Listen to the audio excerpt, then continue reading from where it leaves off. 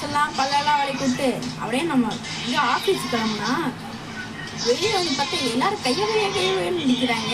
சரி அவன்கிட்ட எல்லாரும் கேட்பேன்னு பார்த்தா அவன் சொல்கிறேன்,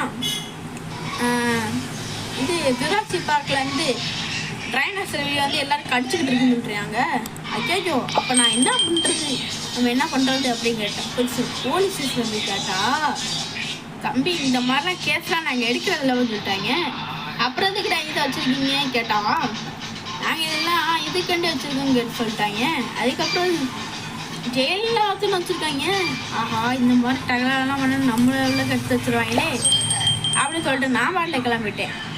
ஸோ இது வரைக்கும் உங்களுக்கு ஷார்ட்ஸாக தான் வந்துருக்கும். ஸோ முழுசாக வீடியோ உங்களுக்கு வேணும்னா கமெண்ட்டில் ரெட் கலர் ஹார்ட்டை தெறிக்க விடுங்க. ஸோ அப்போ தான் எத்தனை ஹார்ட் வந்துட்டு வருதோ அப்போ உங்களுக்கு வந்து நான் போடுவேன்.